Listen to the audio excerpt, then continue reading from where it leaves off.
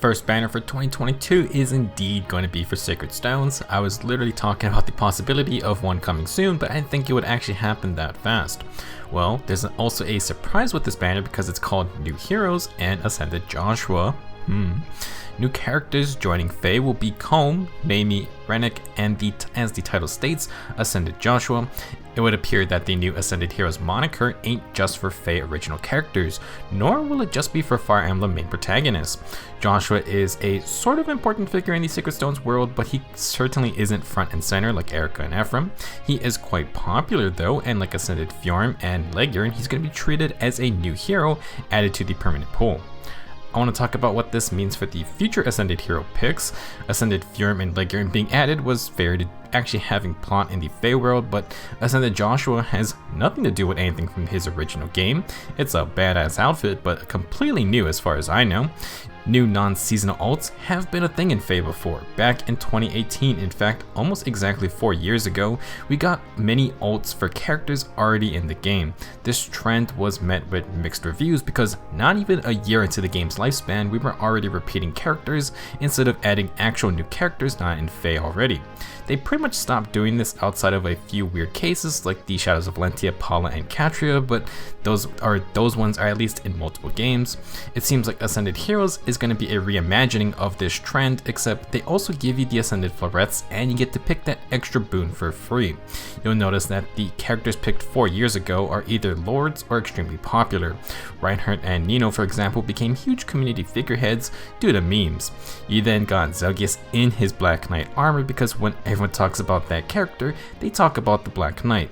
He actually has another outfit in his game, but they put him in the armor because they know it's going to sell, plus he gets Alondate and Eclipse. With Ascended Joshua, it does seem like they're going to go for generally popular characters and would not be surprised to see the lords get one as well. I think the consensus is that Ascended Heroes are going to act as new banner fill-ins to make sure it makes money. Back then we still had a lot of characters to go through, but it's been 4 years since then and they have now used most of their popular franchise characters. I personally would have liked someone not in the game yet like Gilliam, but I get why they're going to do this, and don't be surprised if 2022 and beyond continues to have more Ascended alts for somewhat popular existing characters in Fae already. While I love Joshua, I kinda wish they used this opportunity to do my man Seth some justice after they murdered him twice in Fae. I cannot believe he still does not have an alt yet. Okay, enough rambling, let's talk about our new units. First up, Colm is going to be our 4-star focus unit. You can get him at 4-star and 5-star rarity, plus he'll demote into the 3 to 4-star pool after the banner ends. Colm is the early game thief for Sacred Stones, and he's going to be a blue dagger unit in Fae. He will actually be our first demoted blue dagger unit, and actually the first demoted dagger of any color. He's also the first free to play friendly blue dagger you can get. An interesting addition to the blue summoning pool. For stats, Colm's gonna have 43 HP, 36 attack, 41 speed, 24 defense, and 32 resistance. He has speed and defense super boons, and I believe he has the best offensive stat spread for any demoted dagger unit. It's not insane, but 41 base speed plus super boon is just top notch stuff, and 36 attack ain't bad for a dagger. He also has some okay HP, defense, and res. If you want to go for a generalist stat spread, you can grab the defense super boon, and 32 res is a decent starting point for such a fast unit. There aren't many demoted dagger units with this type of attack and speed, so Colm should be a fun addition.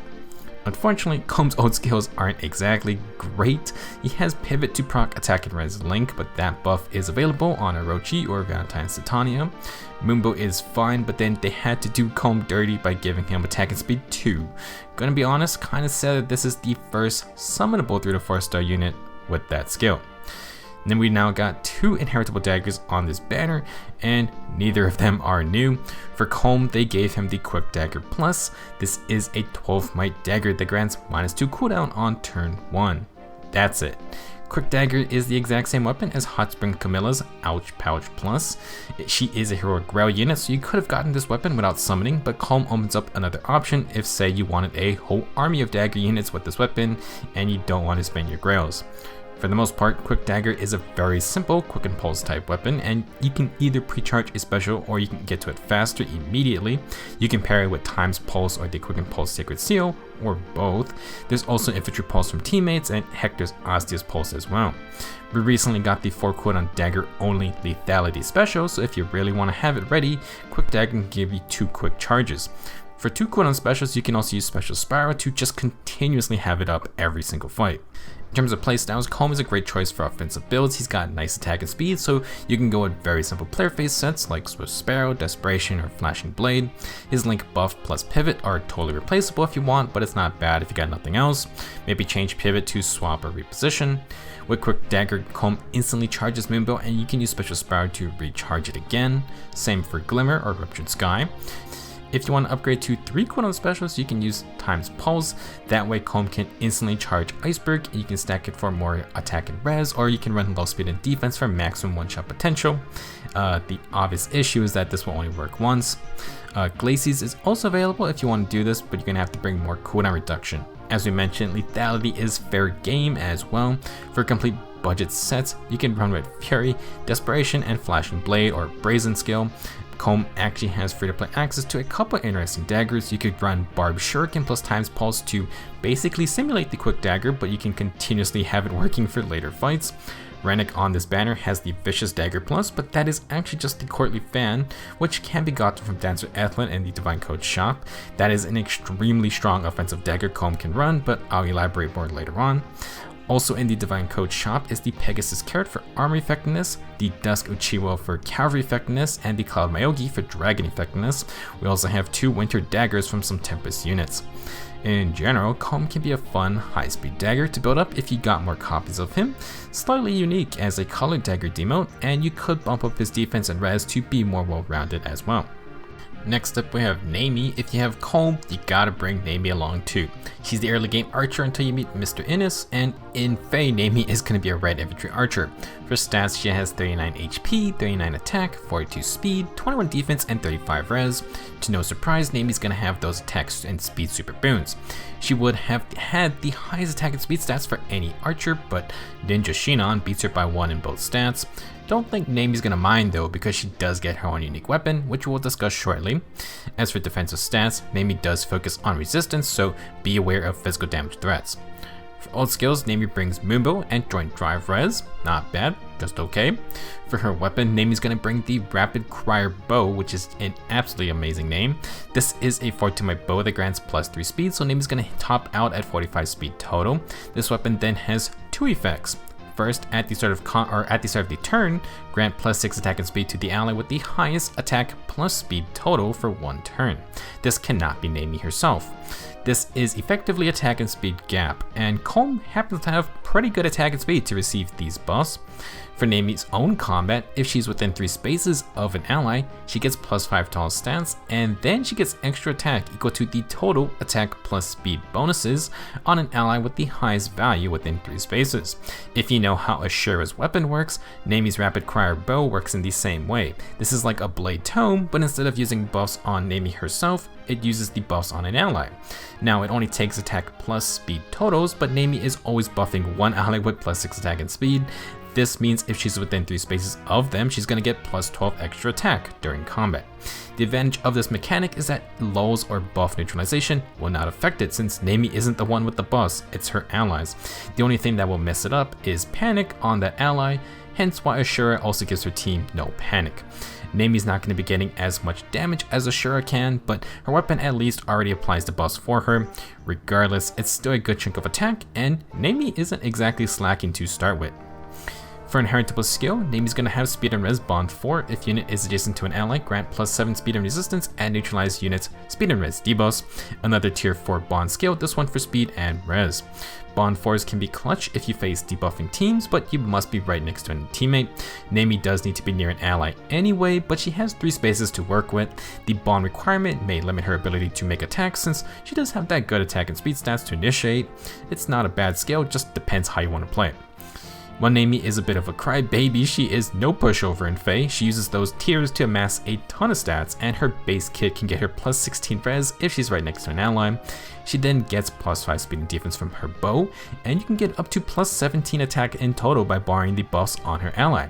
Basically, Neimi's gonna buff a teammate like Colm, then she wants to fight while within 3 spaces of them to gain 12 extra attack. Of course, attack and speed gap only buffs one ally unless you can match stats. If you want flexibility on positioning for Neimi, you can use other buffing methods to buff your whole team, and Neimi herself has room for field buffs. If you want a cheap B skill to slot in, you can use speed and defense link. Neimi has to be adjacent to an ally for her bond skill to kick in, and Colm has attack and res link if you want to pair the two together. She might overlap with her own bow's buffs, but more importantly, the link buffs are going to give Neimi the field buffs. Since Neimi is stacking a bunch of resistance on top of decent base res, you could try to boost your defense as well. If you are committing to the Bond playstyle, you can run Bond or Form Sacred Seals. If you want to just tank magic damage, then maybe you can use Mystic Boost for dragons, or you can run LC Disrupt to handle healers. If you prefer to be more aggressive, Neimi can actually pump out some damage assuming you proc her bow's effects. 17 extra attack is pretty big, and you have some room to initiate with Swift Sparrow or solo skills. No follow-up is always great for these types of builds, but distant counter threats can be an issue. Neimi could run something like Attack and Defense Menace to maybe make initiations a bit safer. If you want to run Deadeye, then Flashing Blade or Times Pulse can get you there faster. Moonbow is fine, but if you're stacking res, then Icebreaker Glacies would hurt a ton as well. Neimi could maybe get away with something like a Cal's Foil build. She has good res, so you can just focus on extra defense, and her bow does give +5 defense as well. Something with like low attack and speed would be nice to further reduce damage, and again, Neimi can get a good chunk of attack just from her weapon alone. Generally speaking, Neimi's base kit is more for baiting mages in, but if you want, you can go for more offensive builds with her huge attack boost via the Rapid Crier bow. Third banner unit is Rennec. Rennec is the pre-promoted rogue you get in Sacred Stones, which means I never really used him besides opening up the secret shop. He's the third member of La Rochelle's merry gang, but he always tries to escape from her. I'm sure he'll be delighted to find out there are 3 of them in Fae. As a unit, Rennec is a green infantry dagger with 39 HP, 37 attack, 42 speed, 34 defense, and 25 resistance. Rennec also has attack and speed super boons and has +1 attack and speed on Colm. He also focuses on defense more than res, and 34 base defense is good enough to tie for second highest in the entire dagger class. Funny enough, he's only behind Dozla. For the most part, Rennec is much like Colm in terms of offense, just green instead of blue. He does get some premium skills though. The devs thought New Year's Fafnir had a good kit, so they copy-pasted it onto Rennec. Glimmer, Attack and Speed Solo 4, and Disarm Trap once again. As mentioned earlier, Rennec has the Vicious Dagger Plus. This inheritable dagger has 12 might, and if your unit initiates combat, grant +5 attack and speed, and neutralize effects that prevent the unit's follow-up attacks. Vicious Dagger Plus is the same as Dancer Ethlin's Courtly Fan Plus. This is an extremely good weapon and one of the best inheritable daggers in the game for offensive units. It's basically Swift Sparrow and offensive no follow-up. Plus you can grab 2 extra speed via the stat refine. No follow-up is very powerful and pairs incredibly well with many other B skills. Fast daggers like Rennec or Colm can definitely use this weapon well. If you want it for Colm, perhaps you don't need to summon for Rennec. Dancer Ethlin is in the Divine Code shop, so you can get Courtly Fan for free eventually. As another fast infantry dagger unit with no unique weapon, Rennec can run pretty much anything we talked about for Colm already, and vice versa. He does have 2 nice skills, an Attack and Speed Solo and Disarm Trap. You can double up on solo skills, and Disarm Trap is for 8th raids, but Rennec doesn't have additional movement to abuse it with like New Year's Fafnir or Dual Lin. If you want to replace Disarm Trap, Vicious Dagger is great with Desperation, and you can run it with Wind or Water Sweep. You would be able to attack twice without being countered back. Since Rennec has decent defense to work with, he can try to copy Volk's setup with Sturdy Impact. +10 defense and no follow-up can help him dent tankier units, although if you want a lethality proc, you're gonna need Flashing Blade and or Times Pulse. Now let's talk about more inheritable daggers. We mentioned Pegasus Carrot as an army effective dagger, but it also has partial no follow-up built into it too. The catch is that you only get the no follow-up part if you have the weapon triangle advantage, and thus only color dagger units can use that part. You could sacrifice +5 attack and speed on the Vicious Dagger for army effectiveness, but you're only going to gain no follow-up against blue foes. Unfortunately, one of the best blue army units out there, Brave Hector, is immune to army effective weapons, so maybe not the best idea. Another fun inheritable dagger though that's hard to get is the Starfish Plus. That weapon has Desperation 3 built in, but it's only worth getting if you want to pair Desperation with something like low speed and defense or Special Spiral. Vicious Dagger can run Desperation or regular Desperation in the B slot. Overall, nothing super different from Colm besides the higher defense than res. With that said, that's not even our last infantry dagger unit.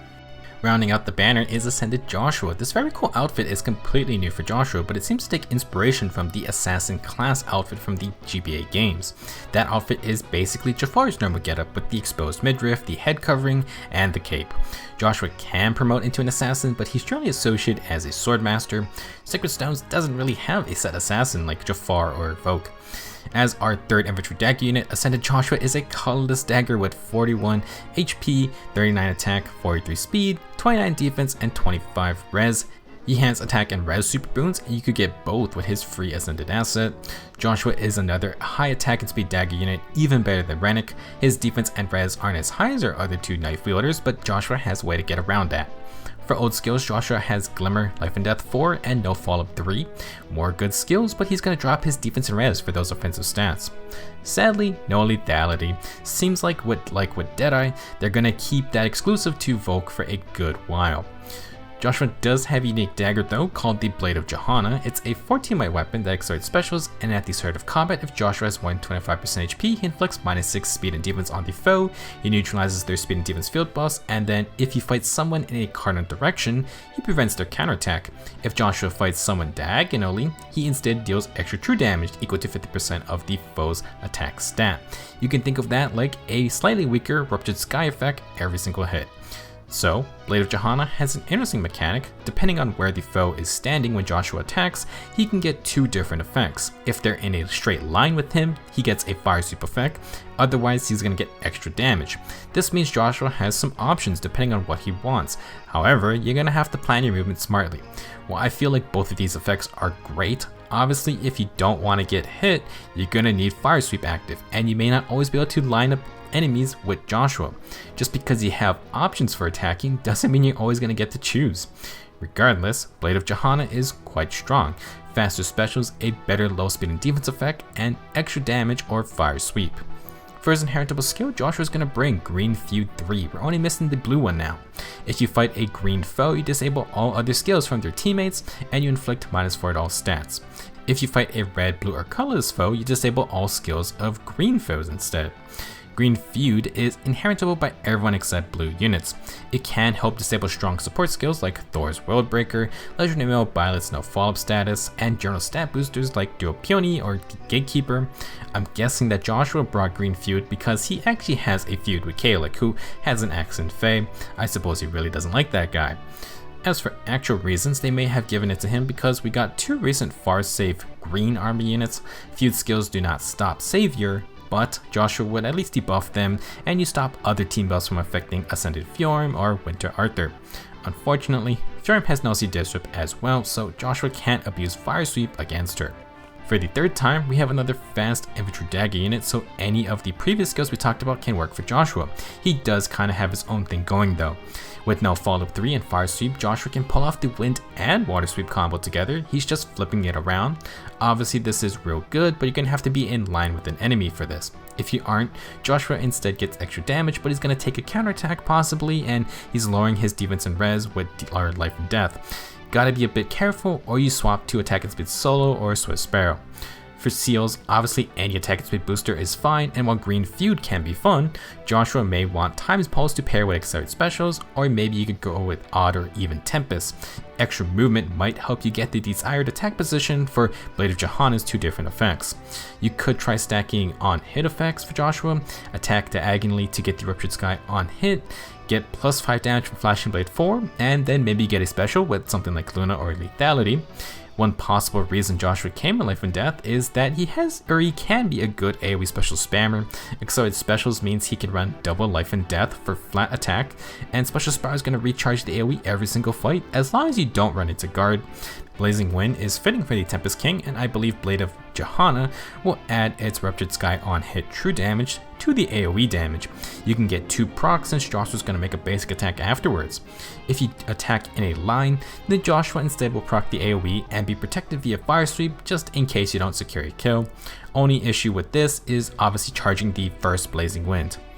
For the most part, it said that Joshua is going to be another strong DAG unit like Folk. The two of them may not have Yuri's utility, but they are assassins, not tricksters. Yuri and Folk are focusing on just killing their target, and they have much stronger combative effects. If we're ever able to give Kanto to infantry units, then Ascended Joshua would for sure be a menace. That'll wrap up this banner breakdown. For those not summoning, absolutely stick around because our next Grand Hero battle unit is Reeve, and unlike last year, we're starting book 6 off with another good Grand Hero battle unit. Maybe the devs heard everyone complaining, or maybe we're blowing all the heroic realm luck early this year.